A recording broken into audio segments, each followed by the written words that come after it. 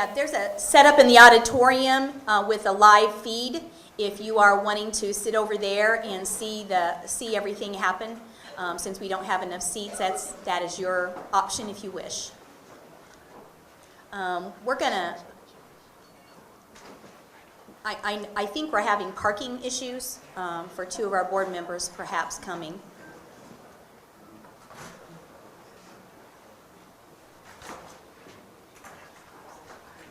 Is it the board's pleasure to go ahead and begin since we have a quorum, or?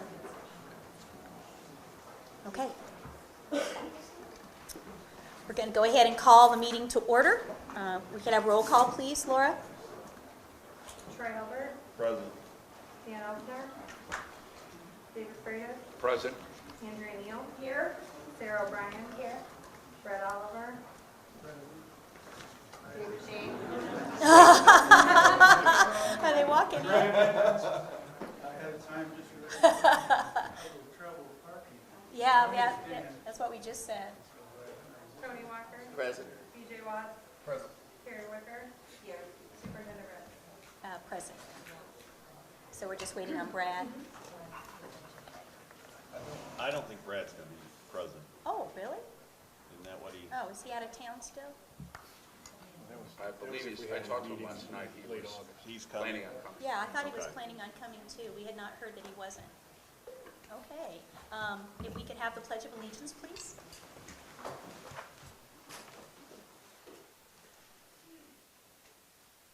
I pledge allegiance to the flag of the United States of America and to the republic for which it stands, one nation, under God, indivisible, with liberty and justice for all.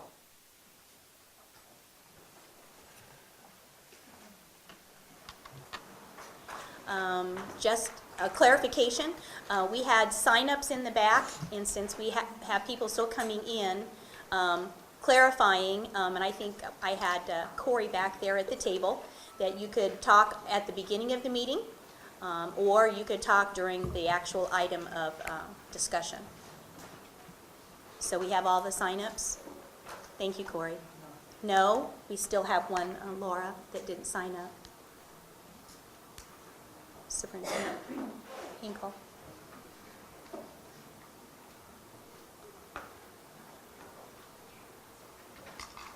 Thank you. Approval of the minutes. You were sent draft minutes. Dan, as the secretary, did you see any changes that need to be noted? Thank you for the opportunity to look them over. So I have done that, and I hope they're acceptable.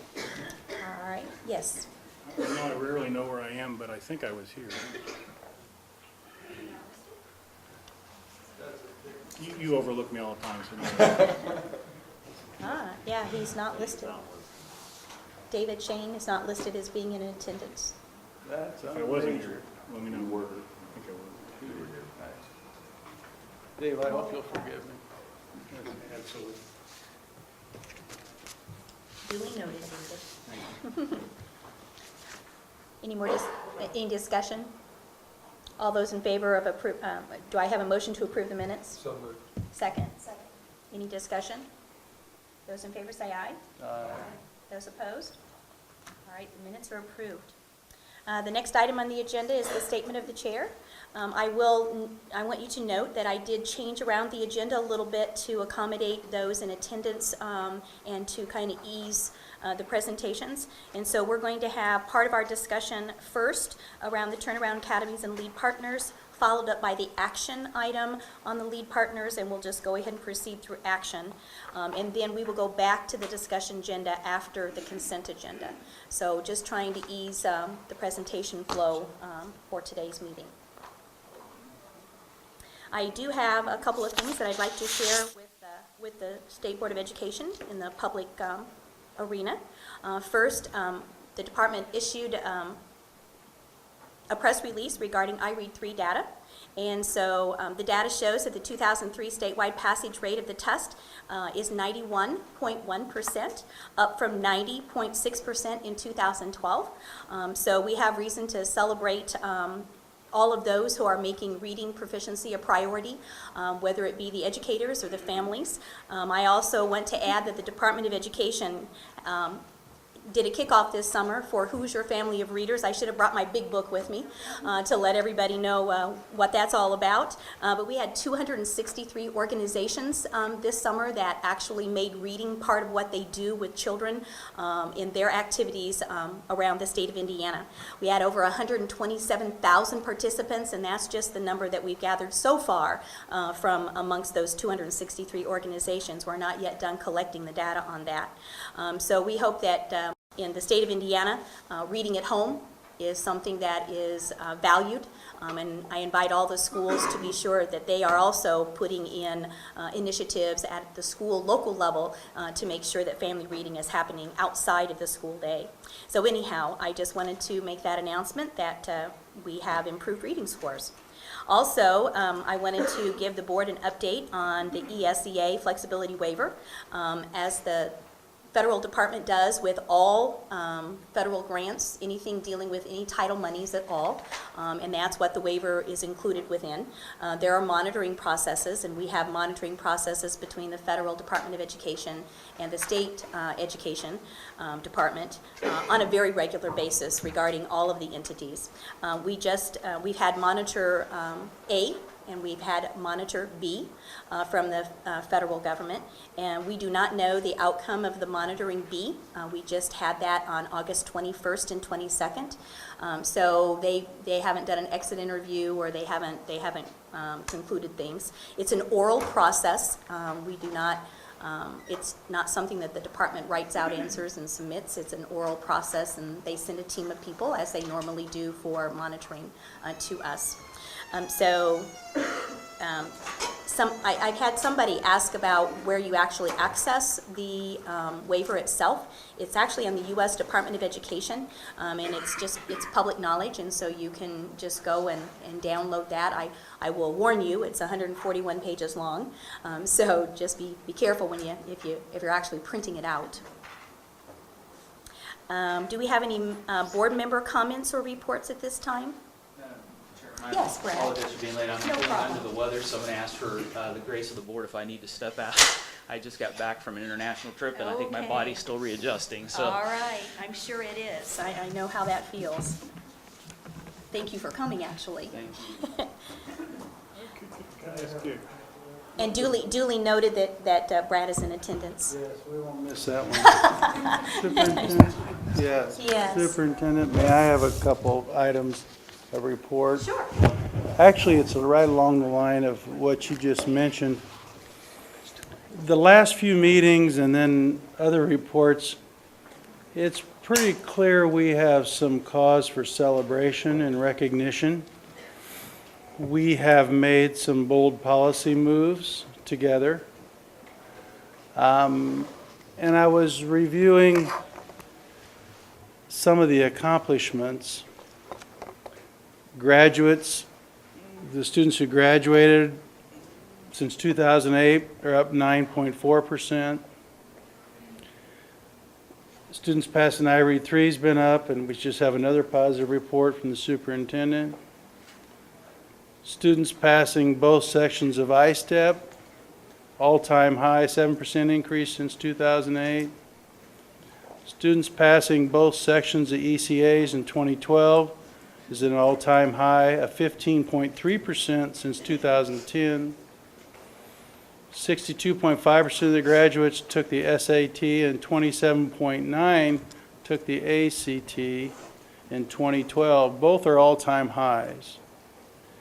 What's even more remarkable is while the pool of test takers has grown substantially in Indiana, in particular on the ACT, 63.5%, our students have essentially maintained the same lead over the nation percentage of graduates testing already. 41% of the graduates passed either the advanced placement, international baccalaureate, or industry certification exam, or earned dual credit in 2011. Students and teachers sailed past expectations of 25%, a clear goal this board adopted. The highest increase in the United States of graduates took at least AP exam during the school 2012. It's an all-time high, 12.1% increase. 14.8% of the graduates passed at least one AP exam This puts us fourth highest in the United States. We used to be real laggards in this area.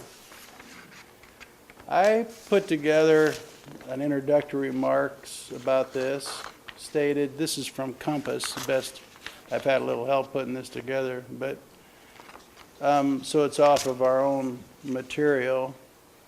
So as we move forward, I want to reemphasize the importance of goal setting, taking bold moves, and most important, I think we need to congratulate the educators. You know, moving this needle is hard work. And we have a lot of courageous people out there dealing with change, the diversity and complexity of the students, getting families engaged in this process. I've been on the board a while, and some of you are new, but frankly, we don't highlight enough the successes that we've made in this state. High-end students, bringing folks together, getting more third graders to read. This is the type of achievements that change lives and the future prospect of this state. So I put a couple introductory remarks positive about our educators above this material. A few closing remarks saying, let's keep advancing education in the state, keep acknowledging the great work our educators are doing. I put my name there and signed it. You're welcome to join me. I'm going to market this to all the newspapers in the state. I think we need to thank our educators beginning of their school year, frankly, together, hand in hand, arm in arm, classroom by classroom, teachers, students, parents, seeing the important education. We're making a difference. And I just don't think that's highlighted enough in these days of, there's always criticism out there, but teachers have done this, principals have done this. Remarkable accomplishments, and I've signed it. I'll send around a stack, so if you want one for your file, how I've written this up, and if you want to join in, of course, I'd love to have the state board be part of it, but I can get you a copy. But I'll pass this around, hope you sign it, and hope we see it in a lot of newspapers thanking our educators. So I wanted to say that. I also would like to hand out an update on strategic planning that we had all talked about, and I'm glad to say that David Freitas and Sarah O'Brien, Brad Oliver, B.J. Watts, and myself, along with, of course, the superintendent, we want to start a strategic planning committee.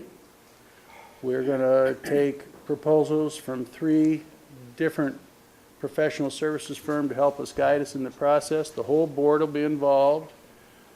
But with these accomplishments, we're reminded, we've broached this at meetings, we need very, very clear goals as a board, and we need very clear strategy how to get there. If you want to take a formal vote on creating the committee, I'm fine with it, but I'll pass around what I would think would be a good resolution and get this moving so that we could, by January, have a very clear set of goals as a board and a clear strategy. This would help our superintendent and, of course, the department aligning resources and personnel around these. And this is an important thing for the board, and I know you wanted it moved on. We've broached it at 2 separate meetings, so I'll pass this resolution around as well. Yes. And then we can pass the congratulatory editorial to our educators around as well. So that's my reports and suggestions, and thank you for all your hard work. Dan, would you read the resolution and maybe take formal action on it On the today? planning? On the- Yes, sure. On the planning resolution?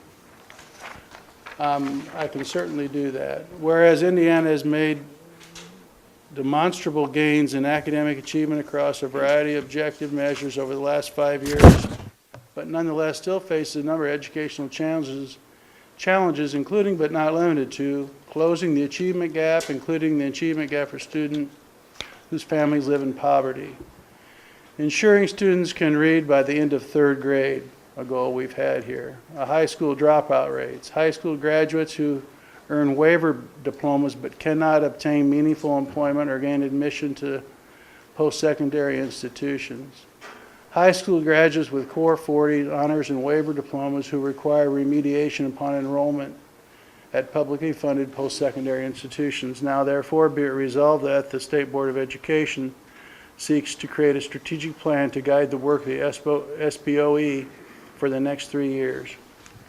Be it further resolved, the SBOE appoint a strategic planning committee to be chaired by Secretary Dan Elsner, consists of 5 additional members, Superintendent of Public Instruction, Glenda Ritz, David Freitas, Sarah O'Brien, Brad Oliver, B.J. Watch, and such committee members will remain in effect till February 28, 2014, by which time a 3-year strategic plan shall be adopted by the State Board of Ed.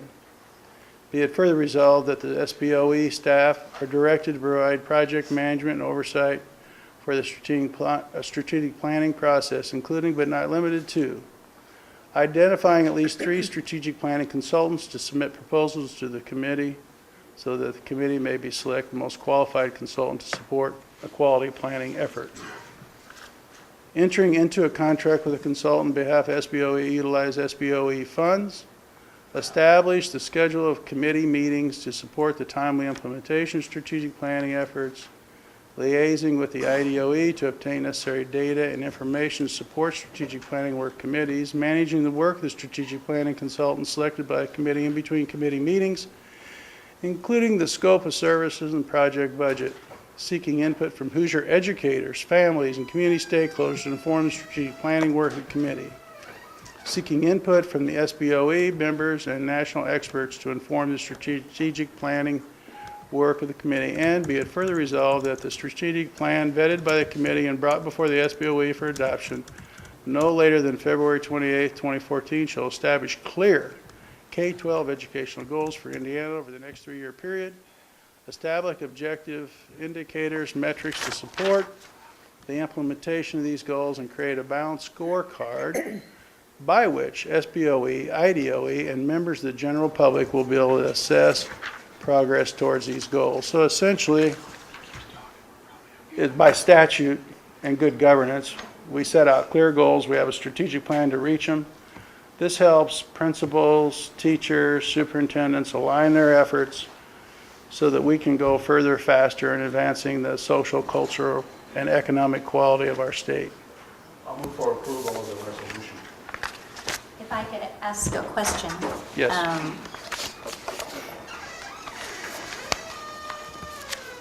This is the first time I've seen this. So I assume that all the board members, this is the first time that we've seen this. Just as a matter of process, we should be submitting action items several days in advance of the board meeting. While I do not oppose having a committee, I do want to point out that actually appointing a committee from the board will put some parameters in to comply with open door rule, whereas if it was not an appointed committee and just volunteers, that has a different way of processing the information. So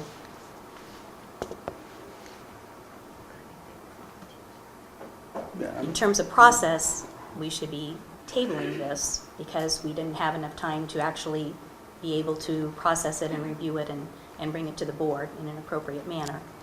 Well, I respectfully disagree. We've talked about planning process. This is just the board's business and moving it forward. That's why I brought it up in the board section. This is something the board wants to do. Will certainly be open to the public. I mean, it's an iterative process. We're not hiding anything, but this asked board members to do it. So did they volunteer? Did I don't know what the difference is. And it won't be in secretive, discuss plans and goals out in the open. So it's really a board operation thing. The board wants a strategic plan and clear goals. And we want to get it moving. And we're going to start looking at consultants to move it forward. And I formalized it probably even more than I had to, but I did this out of respect, make sure everybody knows what's going on because we want to get this going. This has been in 2 different meetings, by the way, we've discussed this, if you'll recall. And I just, frankly, with my day job, I just got it done yesterday. So my day job's fairly large.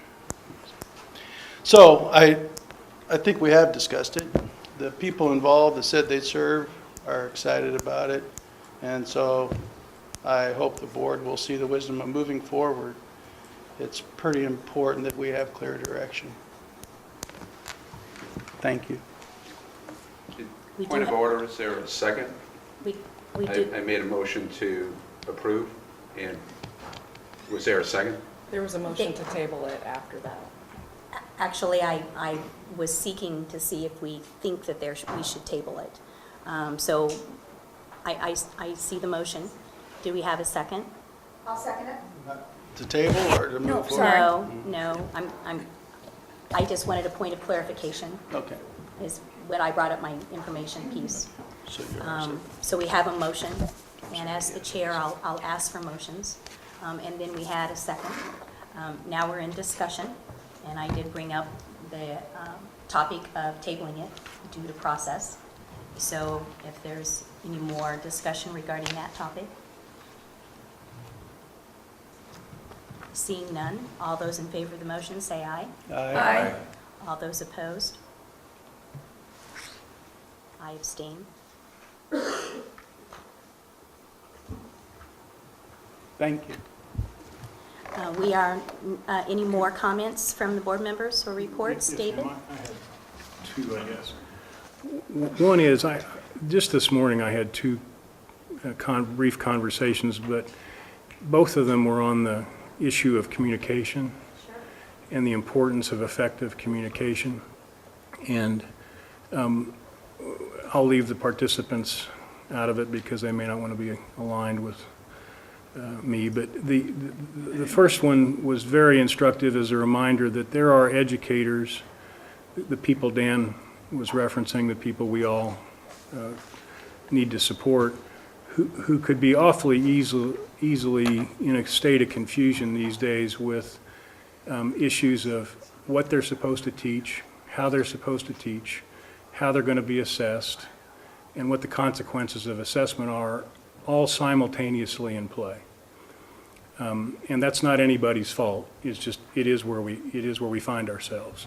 We've got, you referenced the waiver, thank you for that update. We've got the waiver in play. We've got all the things around the waiver in play, like Common Core and that compliance. You're going to have to decide, I assume, whether you want to amend the waiver or not, whether you want to renew the waiver or not. The ISTEP scores are coming downstream. It just was a reminder to me of the importance to make sure that we're being both transparent and affirmative, proactive with regard to what the field knows, what the people that are actually doing the real work knows.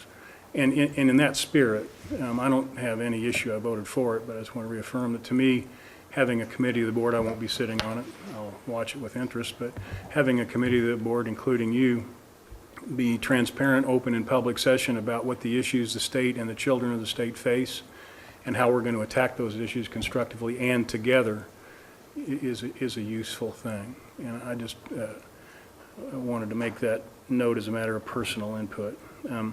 The second conversation related to communication between the board and DOE, and it was helpful. It reaffirmed the importance of getting out in front of issues and communicating clearly about them, not things like the motion Dan just made, but other things. I had some confusions about the status of lead partner schools. I'll ask those questions, but I got some points of clarity. And it was just a reminder that all of us need to recognize you're in startup mode, the department's in startup mode, but the quicker we can learn how to communicate directly with each other and clearly with each other, the better we're going to be, and keep that communication substantive on what matters to the kids. Just 2 points of input. Thanks. Any other comments? Yes, Andrea? I also have 2 points I'd like to discuss. The First is I'm concerned if the crowds are typically this large at Board of Ed meetings, I would hope we could move to a bigger room. I hate to see people standing, would almost encourage them to come sit in the floor in front, because you can't possibly stand for 4 or 5 hours. As a new member, I wasn't aware how many people packed these, so I hope that we could accommodate the public. In an effort to be proactive rather than reactive, I've also prepared a a brief report on my preliminary review of the proposed social studies standards, which I will try and give quickly. I want to thank Bruce Blomberg for sending us the side-by-side comparison. That was very helpful. I have read almost all the standards except Psych, Social, and World History, and I want to raise a few red flags. Indiana has highly regarded social studies standards now. The Fordham Institute gave them an A- rating. The Institute has said our history standards are clear, specific, and in some places exceptional. Our goal should be to make all the standards exceptional. Our goal should be an A+. The proposed revisions are of mixed quality. The prefaces for each course are more detailed, and at some grade levels there is improvement in terms and definitions, chronology, and clarity of language. This is not the case across the board. Notably, 7th grade, 8th grade, and high school U.S. history have been reworked to delete content examples that are very useful to guide teachers' curriculum choices. Well-chosen examples matter, although a proper understanding of history requires a sense of the broad political, social, and economic forces at work. Those broad can only be analyzed in light of historical facts. As one illustration, grade 8 history now says, explain the main issues, decisions, and consequences of landmark Supreme Court cases. Examples, Marbury v. Madison, McCulloch v. Maryland, and Gibbons v. Ogden. The proposed new standards say, explain the main issues, decisions, consequences, and landmark decisions of the Marshall Court. No examples of what the landmarks are. Specificity has been removed. For instance, the current 7th grade standards say, identify and locate on maps the countries of Africa, Asia, and the Southwest Pacific. Example, China, North and South Korea, South Africa, Iran, Iraq, Afghanistan, and India. The proposed language says, formulate a broad understanding of the location of countries in Africa, Asia, and the Southwest Pacific. Broad understanding does not help you place countries on a blank outline map.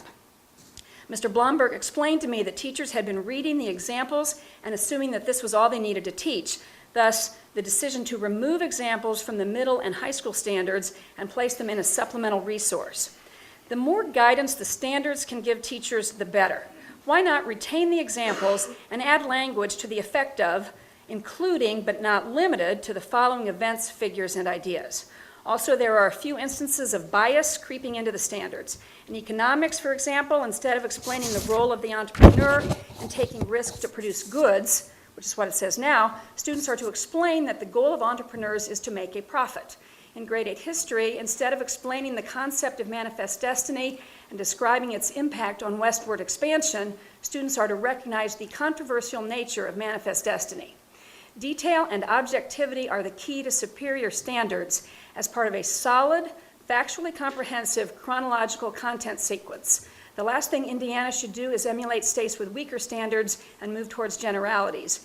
I would recommend, and I do not want a motion, I'm just recommending that the Department of Ed ask the experts at Fordham to do a full line-by-line assessment of the proposed revisions before we consider adopting them. Thank you. I would like to reiterate Bruce Blomberg's comments that there's going to be, what you don't have are very extensive resources to guide teachers. Actually, we even have the e-learning division within our curriculum division now at the Department of Education. So we intend to provide very robust resources to teachers. And he is correct when they did a review of the studies. Teachers were limiting what they were teaching to just those examples, covering just those very specific things. So that was a recommendation of the educators that served on the actual committees to create a very extensive resource piece for the secondary part. Now, we did not do that for the elementary part because the elementary do not have the content-specific training as do those that teach in the secondary. So we left the examples in and made sure that those were going to be a focus of what happened in the elementary classroom. But there was a shift from actually just putting examples to providing extensive resources. So I'm glad you communicated with Bruce, and we will be heading forward, and we'll take your comments into consideration as we prepare the final piece to take before the round table. Dan? What would be your thoughts of the Fordham evaluation? Well, we don't have outside entities that come in and do our evaluation of our standards. We have a very specific process that's in place in the state of Indiana. So I would not, as a department, want to welcome outside entities into actually giving reports on our standards. I think the state of Indiana needs to do that. However, we will take your comments, Andrea, into consideration. And please know, I wouldn't want them to write our standards. I understand our process. We've had a lot of outside experts look at things and give us input, whether it's the validity of ISTEP, and, we got a report on that. So we have used outside experts not to hand our process over, but to look at it. And so I wouldn't suggest you hand it to Fordham to do, but to get an outside expert, they or other folks that do a lot of standard reviews is what I was suggesting. I actually wasn't suggesting, I was wondering what your view of having someone look at it when our work's complete. I actually haven't given any thought. This is the first I've heard of it. Okay. So, thank you. Just as a historical note, 8 years ago, 12 years, somewhere way back then, we had outside folks from national sources intentionally review both English and math to tell us where our gaps were between the best in the country, and then we closed those gaps and we got an affirmation we had the best standards in the country. So it's been done before. So we could keep talking about it possibly. Any more comments from the board? Just a quick comment. Here we are at the start of a new school year, and I've been thinking once again about all of the 5- and 6-year-olds across the state that are not in school. And I think it's time that the board, the department, the General Assembly, the governor, we must address the age that children are required to start school in this state. It's just not realistic for it to remain as it is. Kids need to be in kindergarten, first grade. At 5 and 6 years old, they should not be held out of school. And I'm not sure how frequently families are making that decision, but as a matter of law, I think kids should be in school no later than 6. And I would hope that at some point we would start looking at this and adjust our statute to reflect the current economic realities. Thanks. Tony, on that remark, I would let you know that the Department of Education is very interested in making sure that early learning is a big part of what happens through the department. We are in the process of doing a study of all of the preschools in place in the state of Indiana in our public schools, and I'll look forward to giving the board information regarding that as we move forward to hopefully have mandatory kindergarten or head towards a attendance age that's lower than 7. So is that something you anticipate having on a DOE legislative agenda? Yes, it was on the agenda last year. Okay, great. Yes, Dick, Brad? You may be going to address this later today, but at some point, would you be able to give us an update on the current status of the ISTEP data release? I understand now the new target date is September 9th, and you may be going to speak to that later. But Most definitely, and we're I getting a lot of sent you some questions. very detailed information in the Department of Education dialogue just yesterday. Okay. So, yes, we will. All right, public general comments. We have 4 people who have indicated a desire to speak here at the general comment time. So Mary Ann Schlegel-Ruger. The microphone is right there, dear. Thank you. Good morning. It's good to see you. Thank you for letting me speak. As I look around the room today, I don't see any children here. And of course, they're in school. That's where they belong. But I'd like to speak for one child in particular. She's my daughter. She just began 5th grade. She's 10 years old. Andrea sees her sometimes walking in the neighborhood with our dog. And she may know 1 or 2 of the rest of you. She's a great kid. You would love her if you met her. And I'm just giving you her example as an example of all kids.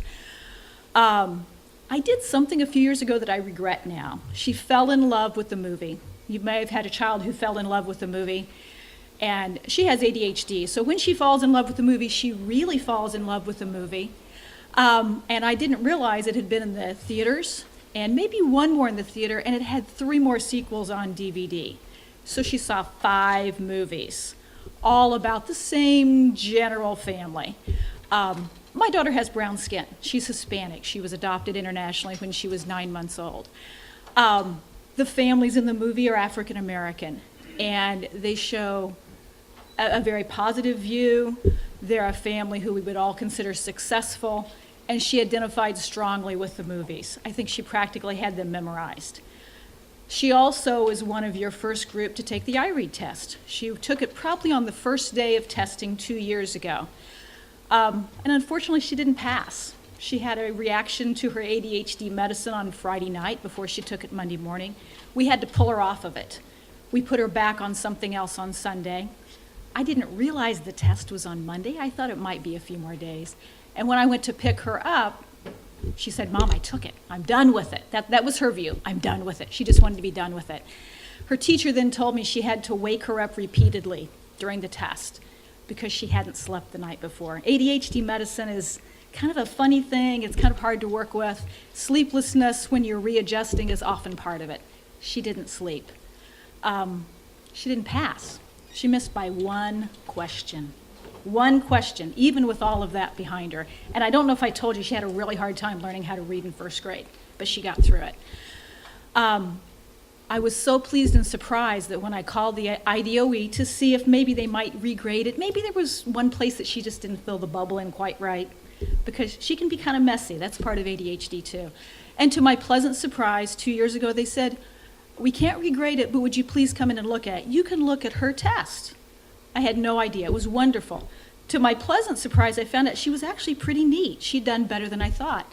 And she did pretty well until she got to the last question. And of course, I'm not going to disclose what that is because I know I can't do that right here, and I won't. My message is coming in just a second after that. To my surprise, 8 of the 40 questions were about the classic children's story that those movies were based on. Except in that story, it's a white family. And in that story, it takes place in another country. And everything else about the story is different than the movies. The whole fundamental premise in that other book is different than those 5 movies. And of course, you're not going to change her score. She actually passed in the summer. She passed with blazing colors. She's doing wonderfully. She started reading Odysseus this summer, the Odyssey. She loves every part of it. She also loves Diary of a Wimpy Kid and everything else. But what I would ask you is, I know that you can't read every test, and I wouldn't want you to because that's a waste of your time as an oversight board. But I would ask you, take a look at some of them and try to put something in the process so that you have a means of getting feedback about the questions on the test that doesn't have to come in this forum 2 years later. Thank you so much. Bonnie Fisher? Oh, yes. I Go ahead. have been on, and I do want you to know that there are, over the summer, I served on a sensitivity and bias committee. I've done the social studies committees. Rarely a summer goes by that I don't try to make an effort to sit in on some of the ISTEP review committees. And I want you just to know that, literally we're reviewing hundreds of questions, and that, I'm not saying that to mean that we aren't careful about them. I'm saying then what gets mixed and put onto the test is not seen by the committee then that reviews them. And so we may review 700 social studies questions, and what randomly gets picked to be the 12 questions on the test is not seen by us in terms of, and so we do make the effort to try to do that, and sometimes even that is not always, done with good intentions, does not always solve that problem or your concern. So I just wanted you to know that I take that very seriously, and I really do genuinely try to make an effort to do that. And other board members as well, I'm speaking for myself. Thank you, Carrie. Bonnie Fisher?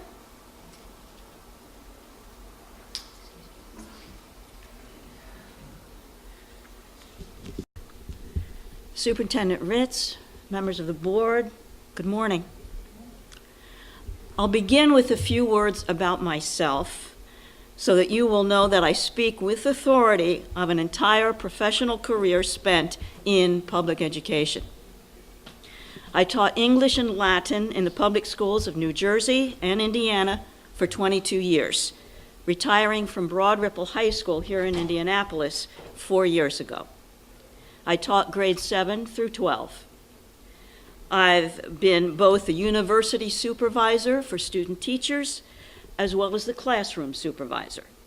And I've taught undergraduates and teachers in graduate courses. I've presented professional development seminars for university faculty and worked in the executive education department in IU School of Business. I earned an MAT in classical studies and a PhD in secondary education, both from Indiana University. As a corporate employee, I provided federally sponsored education services to teachers in the lower Midwest states, including Indiana. As a board member and officer of Global Education Reforms Watch Incorporated, I now am engaged in collecting, annotating, and analyzing school books from the early 1800s to the present. And I have read the standards. To conclude, I know what I'm talking about, and the standards guarantee ignorance and intellectual failure throughout the state and our country. I read the standards printed in contemporary textbooks and cringe when I put them alongside of the Ames and the vintage textbooks in the GERW collection. I cringe because the pupils of decades past were better and more thoroughly schooled in the several subjects than today's young people. The standards, whether the Common Core or Indiana's, only require that children do. They do not have to know. Indeed, any subject matter they may need in order to do is treated as just so much just-in-time or nice-to-know information, not knowledge. And since that information has no organic structure, it contributes little or nothing to the child's intellect and has no staying power. But what deeply angers me is the purpose of these standards. And both the Common Core and Indiana's have the same purpose, that children K through 12 be college and career ready. That's it. Nothing more. Actually, there is a bit more that is implied. It is, get a job, be a consumer, don't make waves, keep your head down, do what you're told, and when you're laid off, accept it as part of your career and go find another.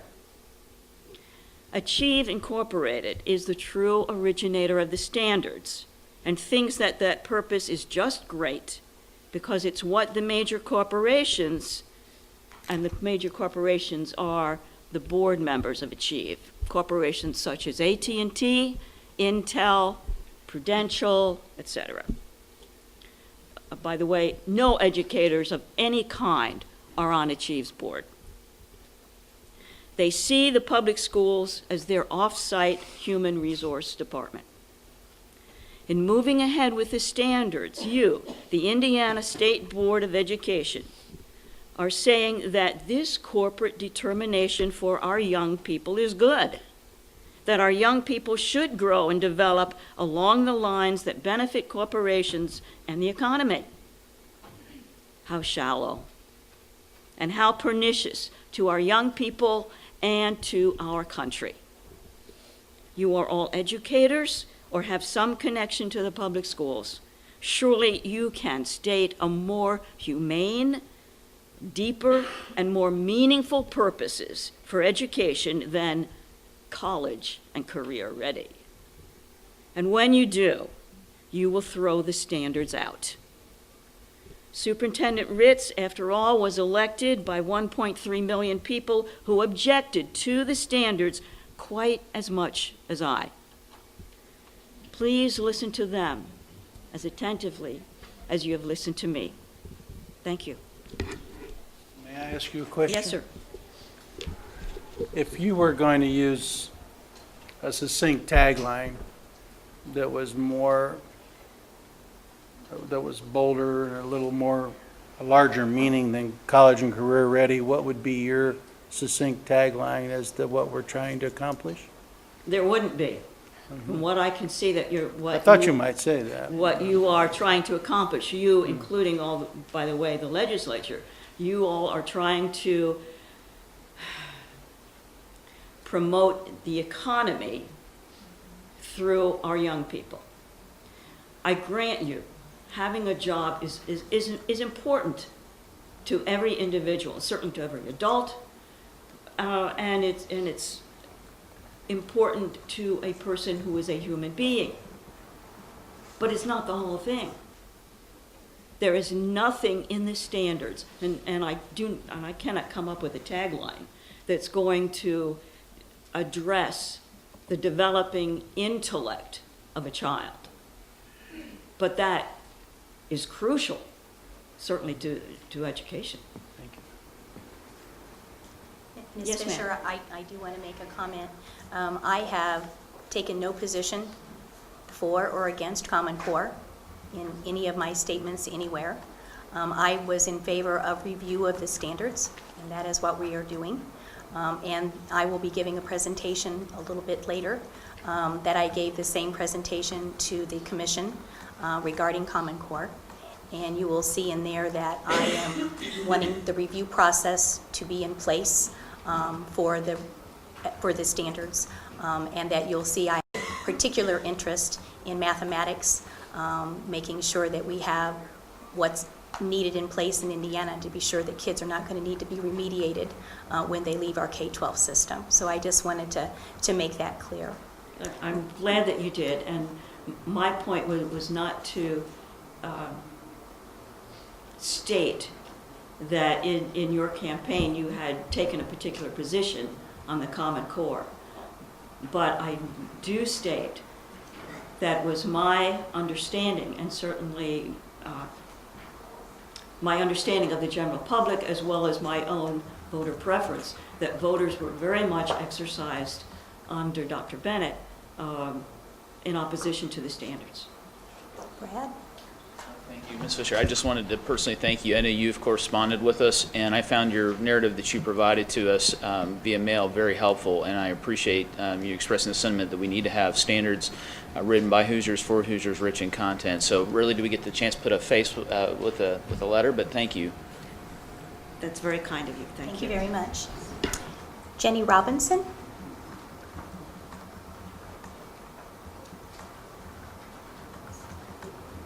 And Jenny, before you speak, you say something about signatories of iRead petition. I just wanted to let you know that the iRead promulgation, or the promulgation of the reading rule is not in process in any way. So just letting you know that the iRead rule stands, and there's no plan to repromulgate it at this time. I understand that. Thank you. Thank you. Good morning, Superintendent Ritz, members of the board. My name is Jenny Robinson. I have 2 children in public elementary school in Bloomington, Indiana, and a preschooler too. I am here to present a petition opposing iRead 3 to the board.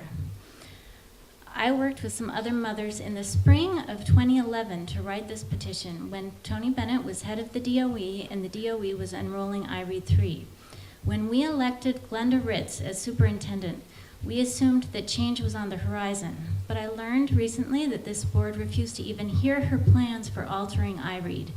We felt it was necessary to deliver it to you.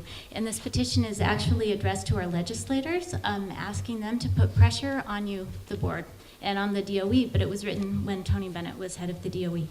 And this copy is for the State Board of Education. The petition has over 1,150 signatures representing parents, grandparents, and educators from all over Indiana: Bloomington, Terre Haute, South Bend, Fort Wayne, Fishers, Linden, New Haven, Columbus, West Lafayette, Salem, Jeffersonville, Valparaiso, Carmel, Indianapolis, New Albany, Whiting, Griffith, Muncie, Gary. I'll stop there, but the list goes on. There are also 28 pages of comments that were left on the change.org website. I hope you will spend time reading them. The distress and anger over this punitive test for 8 and 9-year-olds are worthy of your attention. Were those presented at the hearing? No, I don't think they were. I'm sorry. We're in Bloomington, and it's a challenge delivering things to Indianapolis. I'm going to have to leave this meeting early to go pick up my preschoolers. So I was just wondering if it had coincided with the hearing on the I-READ 3, the initial hearing. So yeah, thank you very much. Thanks. And can I just summarize the concerns addressed in the petition? So one concern is that retention increases dropout risk, and the negative effect that it has on academic achievement is especially felt by boys. Another, retention disproportionately affects low-income and minority children.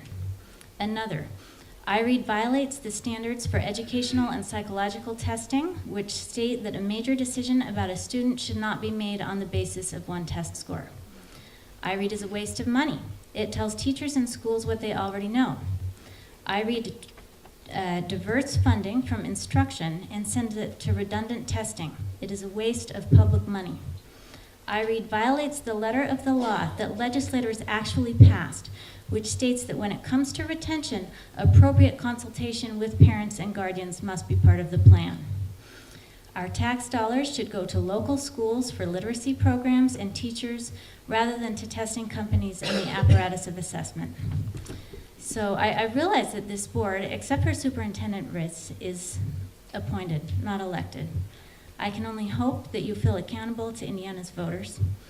I just wanted to share that in my own district, and I understand that in districts across Indiana, resources for libraries are being cut. I know that you don't control funding, but I want you to know that Indiana voters are awake, we're paying attention, and when we see a literacy initiative that's accompanied by the dismantling of public school libraries, we know there are some unanswered and important questions. And I have one more comment, which was, I as a voter, I'm feeling a bit offended because I voted for Glenda Ritz, as did 1.3 million others, and I think she should head any strategic planning effort, not an appointed state board member. Thank you. Yes, Brad. I'd like to make a brief. Thank Sorry. you, first of all, for driving up and making your comments. Okay. Brad? I would like to make just a brief comment. I want to first of all thank you for your comment. As a new board member, my understanding of what happened on July 19th when we met, I received the evening before, I went back and checked the email, the first time ever seeing the draft rule of what was proposed. During that meeting, the board did agree to table it. We had a meeting scheduled for August the 7th, so we were going from July 19th to August the 7th. I came to that meeting fully expecting that we would re-engage on I-READ 3, and the decision was made to not bring that back. So I just share that because I simply don't want a perception out there that the board somehow doesn't care about I-READ 3. With 91% of our students showing proficiency at grade level, something's working. So before we go and adjust the rule, I would like to see us have a dialogue about that before we settle in on what kind of rule we're going to send out for public comment. So I just share that with you to say I understand and I appreciate the petition, but I know I'm only one board member, but I certainly don't want a perception out there that somehow board members are not as equally concerned. As an educator, I've been concerned about I-READ 3, and I've talked about it publicly, what my concerns are, but it didn't come back up, and what it will come back up. I'm sure there will be a robust debate about that, but I wanted to address that specifically. And at the last board meeting, I indicated that through dialogue with the state board member, that to put the I-READ test within the broader context, and I am hoping that the state of Indiana is actually going to transform our assessment system to one of growth instead of pass-fail, and I hope that reading is a part of what we measure for all students, K-12, in not a pass-fail approach, but in a growth measure approach. And I'm sure we'll have plenty of dialogue about assessments.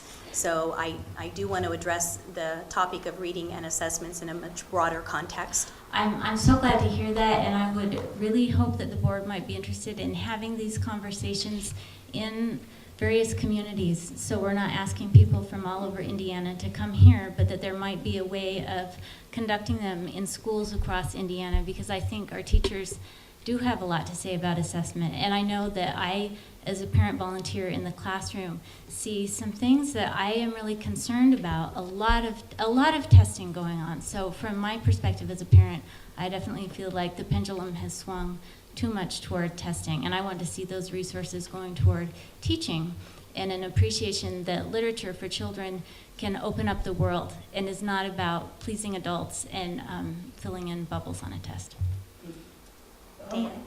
Yeah, thank you.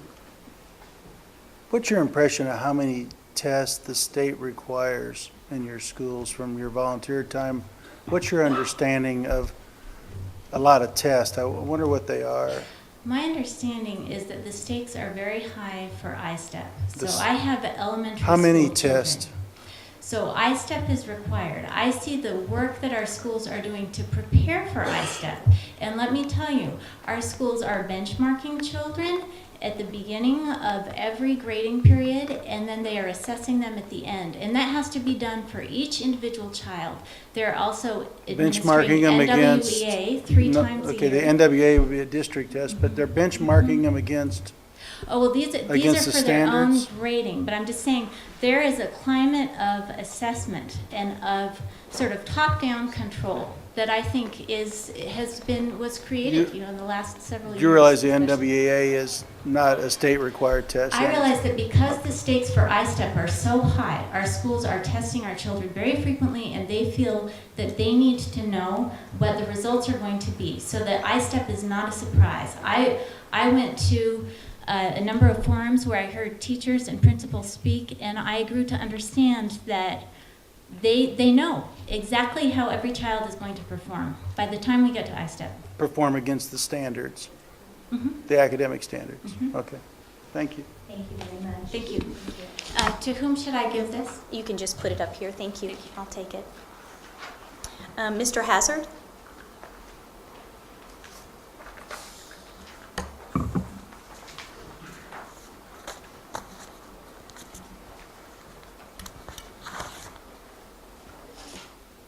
Good morning, Superintendent, ladies and gentlemen of the board.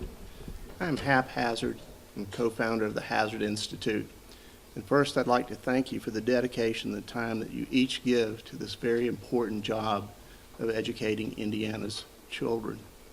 I do want to speak to you for a moment about the charter schools in the state and being incorporated more fully into school improvement. The issue rests primarily upon the inequity in funding. And there are two specific areas that I would like you to consider. Charter schools are held with the same accountability standards as traditional public schools. There remains inequity in state funding for charter schools, especially in the areas of facilities and transportation. Facilities, although the state allows charter schools access to unused public school buildings, the number of available facilities are few and the obstacles are many. Facility costs remain one of the highest budget line items for most charter schools in the state and can run in excess of 15% of total revenues available. That's taken directly out of student ADM. The state could strengthen its support for charter schools by providing per pupil facility allowances.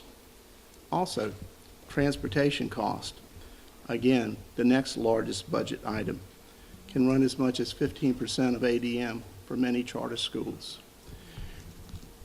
Nationally, a study was done that ranked all charter schools in the nation, and there's an average of about $500 per student less in a charter school than there is in a traditional public.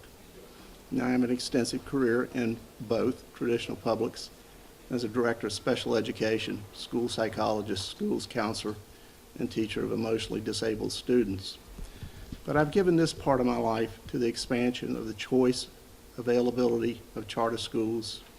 We currently work with about 20% of the schools, charter schools in the state. And we also cross the state line into Ohio, because what happens in one state impacts what happens in the other.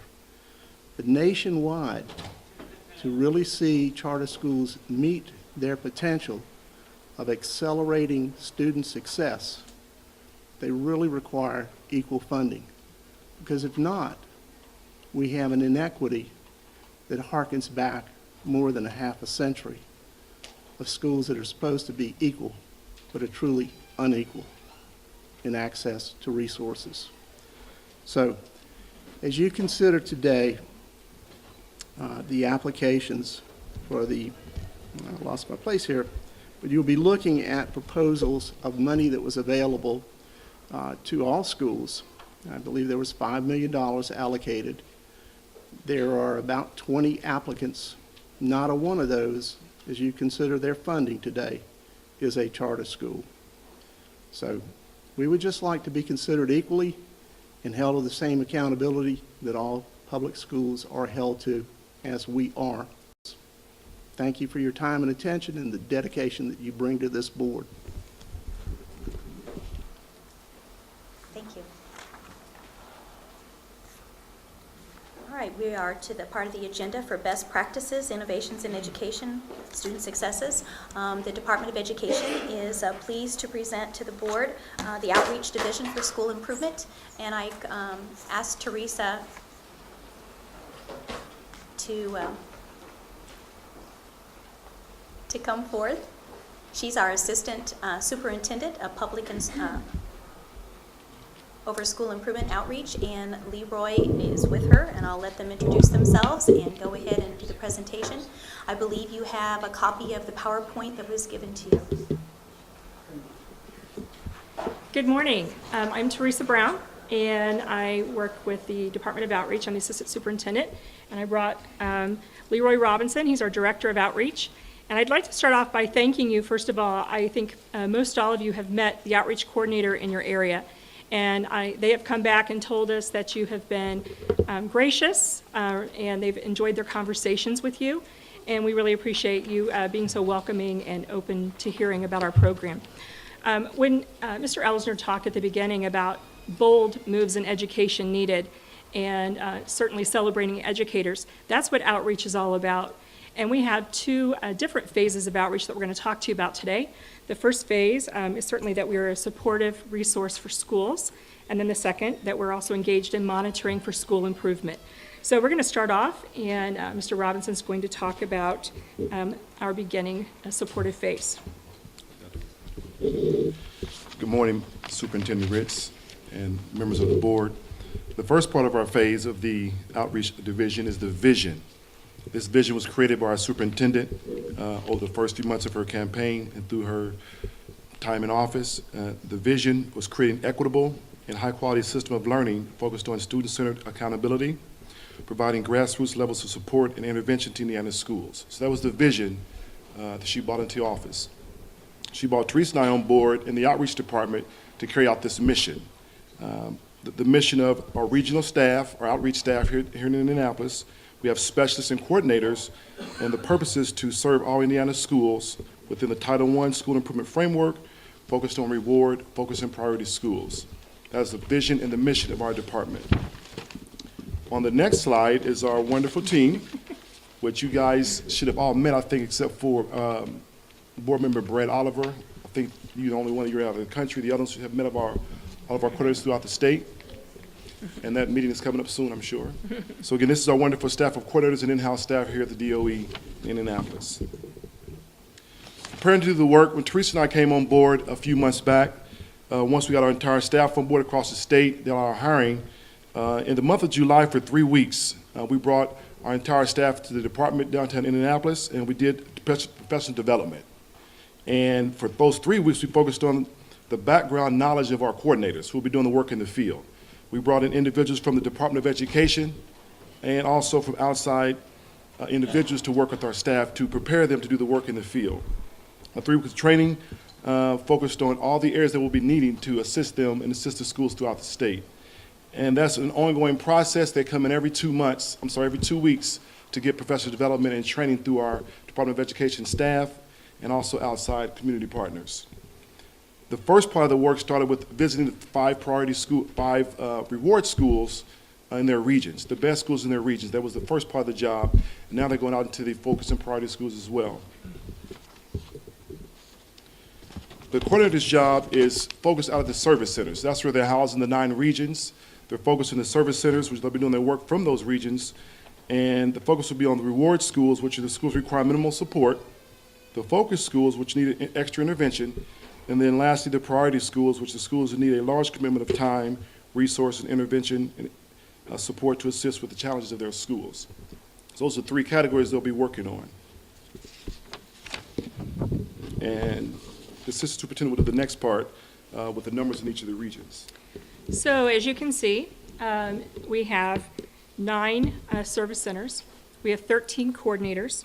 We have 2 coordinators in Region 1. We have 2 in Region 6 and 3 in Region 9. And you can probably tell by looking at the numbers of the priority and focus schools that that's the reason for the additional staff in Regions 1, 6, and 9. So as you look at the numbers, hopefully you can see that we have a very targeted approach to making sure that we are able to work with all of the schools within each region to support them on their school improvement initiatives and to monitor that they are meeting the requirements set forth. Thank you, Teresa. On the next slide, we have the mission to improve these services to the schools and improve student academic growth and achievement. And I won't read all of those because you have a copy of those. I will highlight 3 of these. The first bullet point, again, our mission is to help identify and recruit community partners throughout the state to provide service, personnel, and support to Indiana schools. The second bullet point, we're serving as a bridge for community partners, Indiana educators. And I'll skip to the 5th one at the bottom.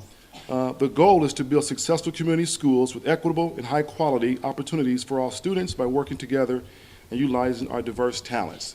So those words, equitable and high-quality opportunities, you'll hear throughout our presentation.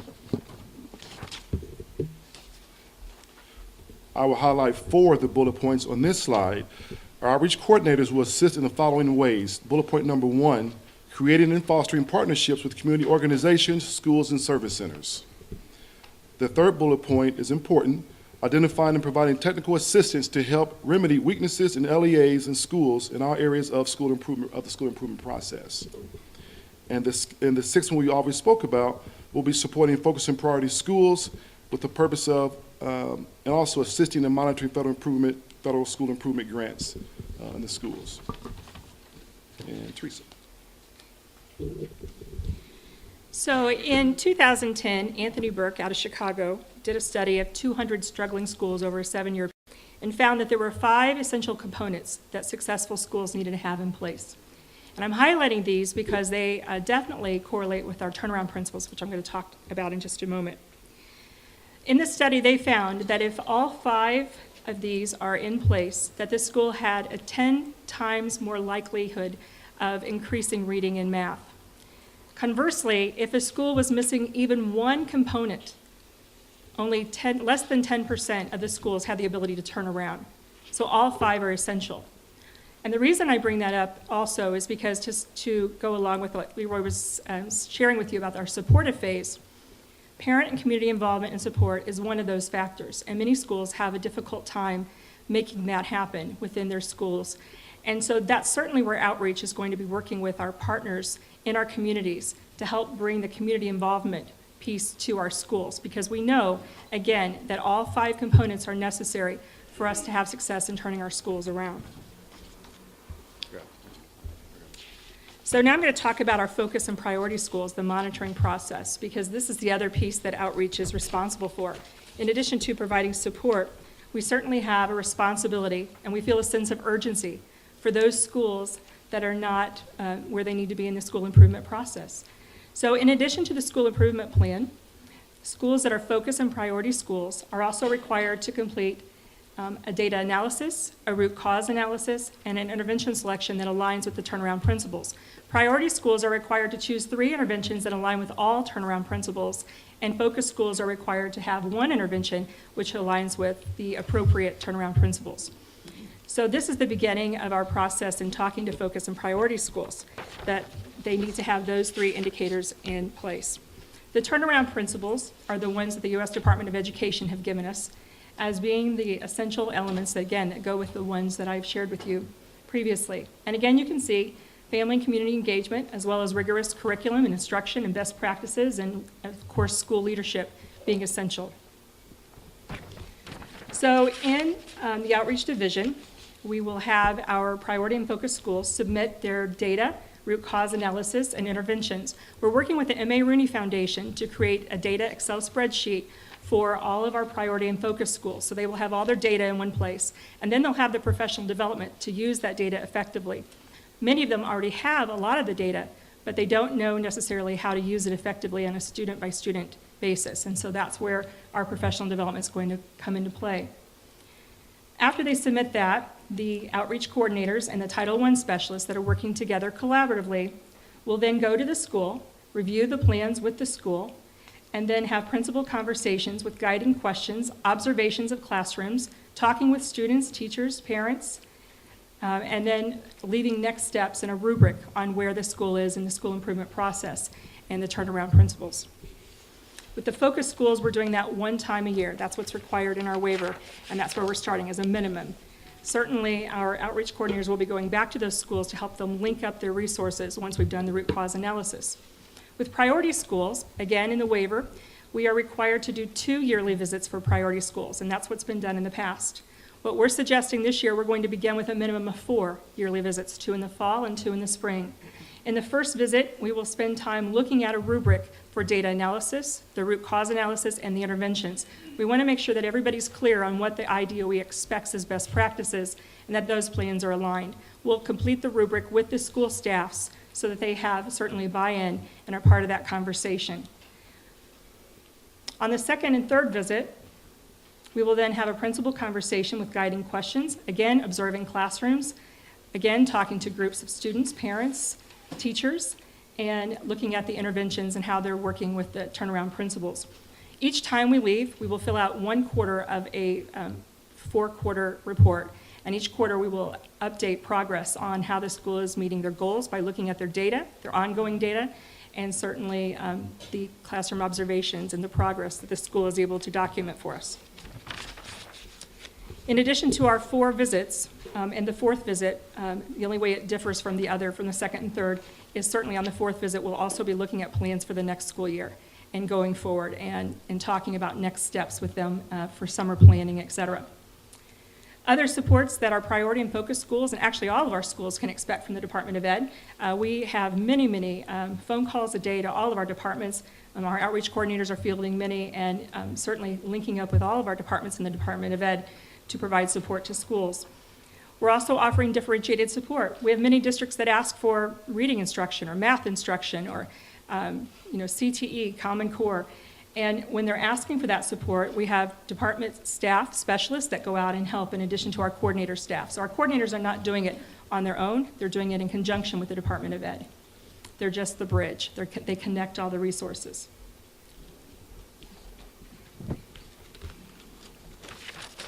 So I know probably you're asking, how in the world do they have the ability to support all of these schools? We have 2,100 schools in Indiana. How can 13 people plus 3 Title I, 16 people support these schools? Well, we would say that much like in a classroom, you differentiate instruction and support. The same is true for us. We want to provide the greatest amount of support to the priority schools. I've already shared with you we have 133 priority schools.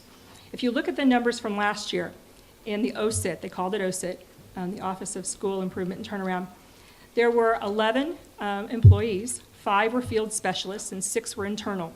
The 5 field specialists supported the 133 priority schools, 230 focus schools. They completed 496 visits because it's 2 to each priority school and 1 to each focus. When you look at that, it comes out to 99.2 per person. For this year, with our 16 people, and looking at our 762 visits, because we're doing a minimum of 4 just for the monitoring piece, we're looking at 47.6 per person with the same number of priority and focus schools. So we definitely have a focused effort, and when I showed you the breakdown of where they are in the region, even when we look at like Region 7, and we had a substantial number, I think 102 or 107 in that area that need to be visited. I'm 8, and he's right next door, 40 minutes away, Doug Thiem, and we can easily send him over to help in Region 7 to help give support because he's close to her. He's in the region as well. So the bottom line is this. We were always having to provide support to schools. We needed to provide support to schools. We're more intentional we're more focused, and we're being relentless about supporting the schools by being in the local area with them, by working alongside them. Before, when the DOE traveled from Indianapolis, certainly when there were greater costs in travel and housing and hotel and all the rest. At this point, with them being in the field, we don't have those costs, and they are able to get there more quickly and go back for visits and follow up. If there's one criticism I've heard as I've talked to superintendents and principals and teachers around, it's that the DOE would come in, provide sometimes some really good ideas, but then they didn't come back. And so they weren't there to help sustain a change. They were there just to come in and advise for a moment. We're hoping to be there in the local communities sustaining change. So then the second question you might have is, so it sounds good, but how are you going to know if it's working? Well, the first piece I would say to you is that we've already been in talks with a local university about a program evaluation. We think it's important to start that right now so that we have baseline data. On top of that, every week our coordinators are turning in to us a list of schools they plan to visit in the upcoming week, and then they give us a weekly report on where they've been. We are going to be sending out a principal survey every week to all the schools that are visited, asking about the level of support that's been provided and any feedback to help us get better with what we're doing. And it also builds in accountability for our department. Additionally, community partners, once they are becoming a part of our group, we will be surveying them at least once a month to find out their level of satisfaction and ideas. We also have a monthly advisory council that's going to be meeting with Leroy and I to give us support as we move forward. Certainly improve student growth and getting results, that's bottom line. We want our kids to get better. And so that's what we're looking at by providing all these extra supports and interventions. And then feedback from our coordinators is another way that we will be evaluating our program. Thank you, Teresa. And lastly, we have created 9 regional summits throughout the state, which begin on September the 12th. At those summits, we'll be inviting educators from the classroom, school administrators, community partners, and stakeholders. And the purpose of these summits is to receive feedback on the student improvement plan. So there'll be about 3 hours in length throughout the state in the 9 regions, and they'll be assisting us and our coordinators. We will be hosting them, and Teresa and I will be there as well. And again, we want to improve the process for the school improvement plan. And you guys are invited to those as well. And lastly, in conclusion, the IDOE is committed to supporting students, teachers, administrators, and school communities, serving as a bridge uniting Indiana educators with technical assistance, effective resources, and community partners for our Hoosier students. We do thank you for your time, and Teresa and I do welcome any questions you guys have about our new and fabulous outreach department.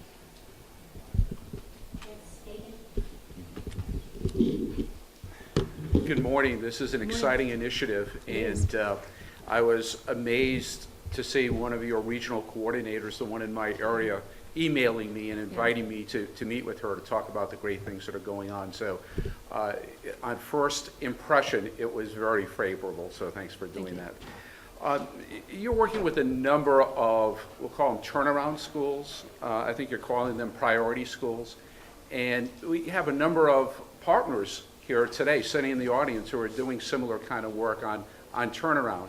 And I was wondering what kind of dialogue has there occurred in collaboration, because I think there are some key essential core values when we deal with turnaround schools.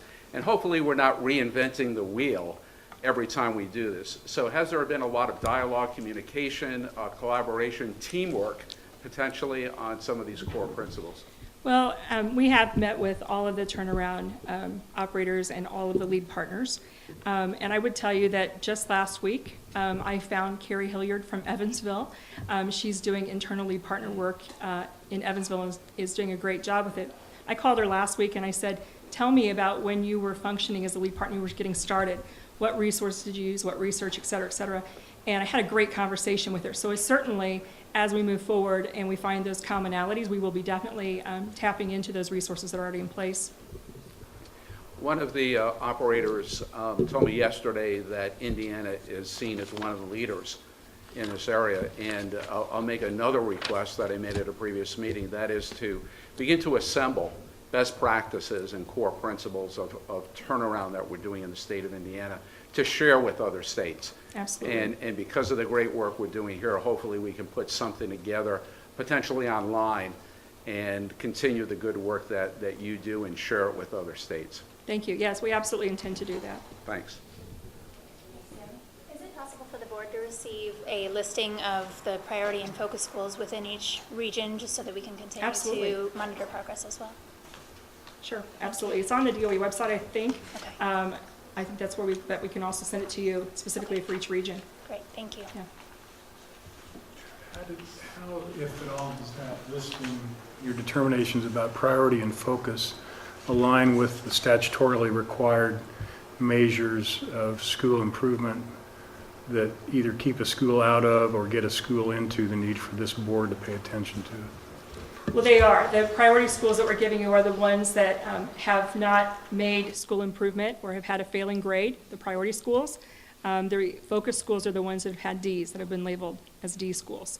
And, you know, I can tell you that there are 52 schools that have received more than one labeling of failure, and those are the schools that we're actually targeting first as our strategic priority to get into. We want to help those schools.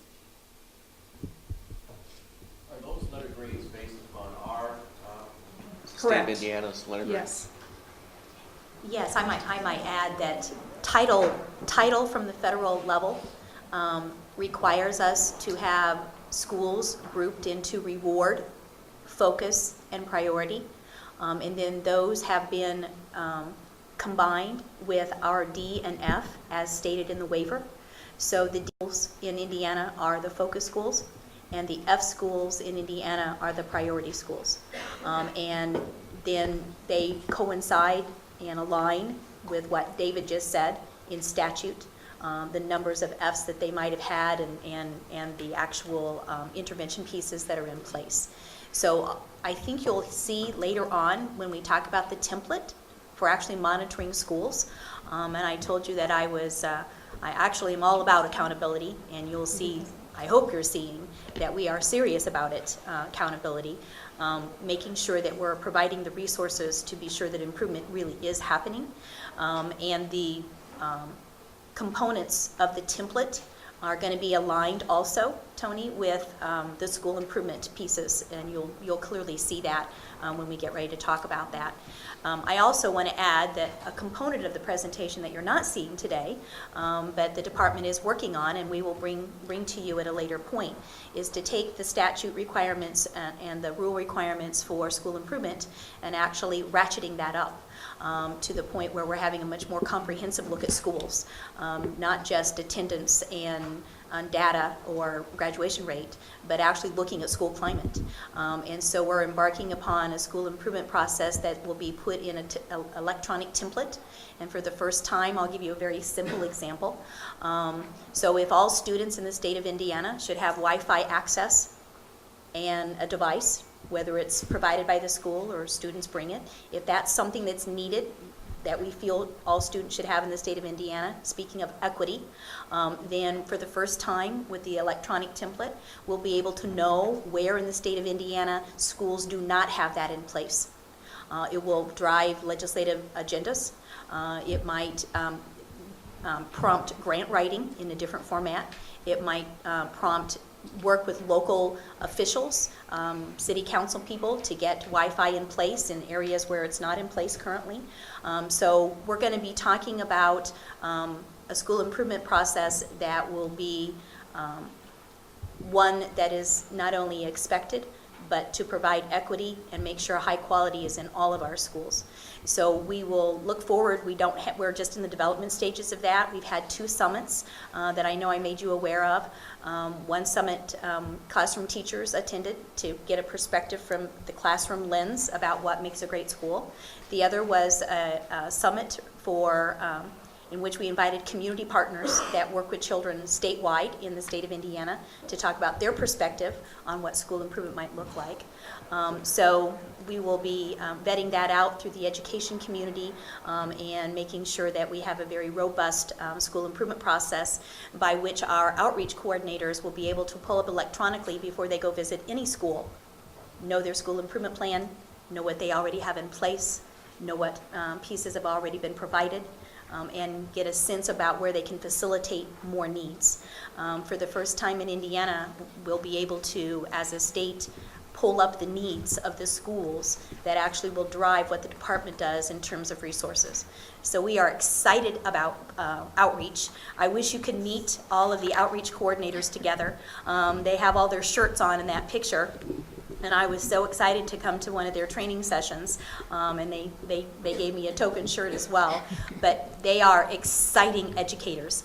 They are top-notch educators. They know what good education looks like, feels like, should be, and they're being well received. And we're looking forward to having some real school improvement going on in the state of Indiana. And we do Thank want to you. thank you guys for coming to meet with them when they invited you as well, and come to the summits as well. Yes, and they're going to keep you informed about where they go and what, what's happening. And, we invite you to have numerous conversations with the outreach coordinators. Tony, you had something else you wanted to say? Yeah, I just wanted to follow up with regards to the rewards category. So is reward A, B, or C schools, or? Yes. So C schools are reward schools? Yes, by Title I, actually, the reward schools, I believe, are A schools 2 years in a row before they're actually classified as like an exemplary reward school.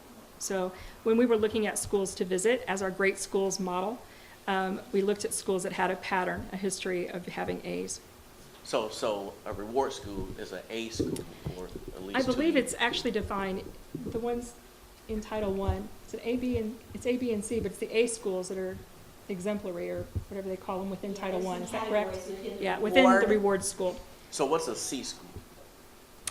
It's still in the reward category, But because they it's need- not but focused, it it's still not needs priority. improvement. That's right. So, Those are federal guidelines. so I guess the question I have, because I see the visits and everything focusing on the focus schools and priority schools, but say you're a C school or C minus school, you're not focused yet, but you're on the border. They'll get visits. Will this division address or help out or support the C and B school? The coordinators have an Excel spreadsheet. One of the very first things we did, we put all the school data in each region and the letter grade and their history. So yes, the F schools, the D schools, and then the C schools would be the next priority. Absolutely. You have, I think, 363 schools that are either focus or priority for. Correct. And you've assigned the coordinators for this year? Correct. For this school year, Right. 13, 14? Yes. What data did you use to figure out whether they were focus or priority? Well, we're still using the data from last year to define who the focus and priority are. We realize that when the new data is out and the new grades come out, that list will be readjusted.